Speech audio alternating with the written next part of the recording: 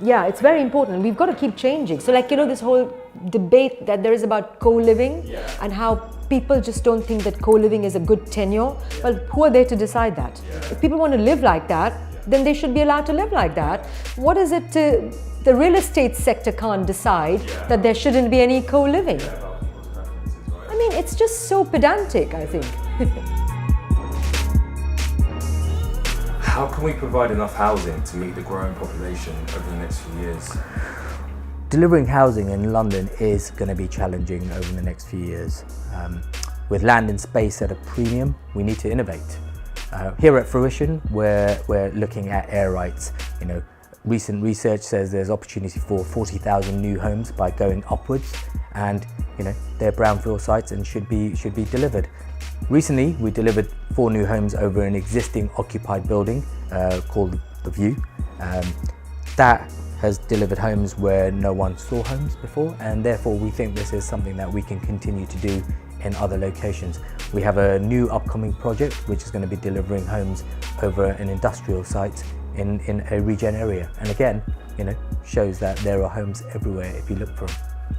Perhaps it's the romantic planner in me. I still think that if I was in a position to do so, I would actually have a national plan in place which would be akin to what Ireland has and Scotland and Wales have to a certain degree as well. We don't have that in England. There's no strategy that thinks about overall distribution of jobs, businesses, industry, and then where housing would go towards it. So working within those parameters, an area where we're particularly busy and active in is the Thames Estuary, both north and south of the river. They are areas where there is both indigenous employment opportunities because of the port developments of places like DP World, where there is an incredible opportunity for local jobs. And it's also probably the economic financial sweet spot, as well as transport access to London. You can still buy a family house in many parts of South Essex for £400,000, but you're still only half an hour or so away from central London by a good train journey, which makes it pretty much on its own in a southeast context. You can make that comparison with someone like a Reading or going further afield to places like Oxford or into Guildford. You probably pay twice, if not 3 times the price. So in terms of taking advantage of that economic sweet spot, I think the Thames Estuary has got a real part to play in helping to maintain a flow of housing that will benefit itself as well as benefit London. We're seeing an increasing array of different technologies, the way that housing is developed through modular or off-site construction. So we're involved in a number of large-scale regeneration projects where modular is helping deliver housing quicker and cheaper, but to a higher quality. But I think key as well is making sure that there are an increased number of players in the market. So we've seen a trend towards the larger house builders in the last few years, and the role of the smaller developer, smaller house builder needs to be brought back more strongly into the market.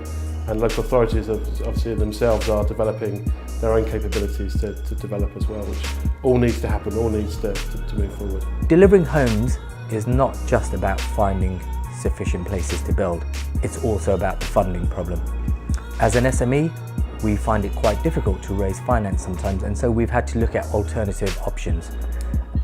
For example, we've had to establish our own digital funding platform which effectively uses crowdfunding. It's called Propio, and you can invest as little as £250, but collectively that gives us sufficient funding to deliver new homes.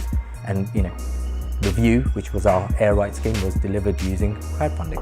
I think the old mantra of homes follow jobs is, for me, still as good a method of maintaining a resilient housing market as there is. You either commute to a place of work or you have employment opportunities within your environs. What I would say is that we not only need to make sure that we bring on homes and bring on supply, but we need to think about bringing on fit for purpose supply. This is very, very key. So at AMRO, we spend a lot of time researching who it is that we're going to serve, who is our customer for our rental homes. And whereas build to rent is not a silver bullet, it's only a very small, a tiny portion even of the overall private rental sector. Because it's a fully managed product, we can actually really invest in making sure that our product is fit for purpose. So you're looking at solving supply issues at the absolute local community level. You're creating an acceptance for that product by making sure that the product is fit for that community. You are actually trying to solve a local housing crisis rather than talk about a blanket housing crisis, which the government tends to do. Undoubtedly, the real estate sector, because of its cyclicality and because of the liquidity issues that are key in real estate, has seen a real slowdown in investment activity. So Brexit obviously has an impact on the property market as a whole, and like all things, residential markets are impacted by sentiment. The underlying fundamentals are still strong because we have a massive undersupply of homes in London and the southeast, and therefore, as long as this imbalance lasts, the market will always correct. And so, even though there is uncertainty, there is still opportunity for the right developer. Wow, as we sit here today, who knows? There's still a high degree of uncertainty as to where Brexit will end up, and that uncertainty is having an impact and will have an impact on the residential market. Will have an impact on who and where sites are being bought by clients.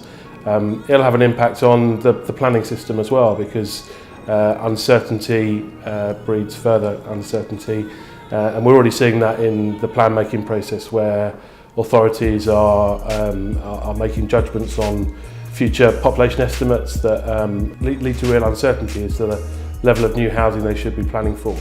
But to see beyond that, we need to sort of make sure we keep the long term in mind. Clearly the demand and need for housing is not going to go away as a cause of Brexit. Brexit will be dealt with, and then we will still have a housing need, and in parts of the country a real housing crisis. So we need to see beyond that and plan for the long term. A research report written by PricewaterhouseCoopers a few years before Brexit is very telling.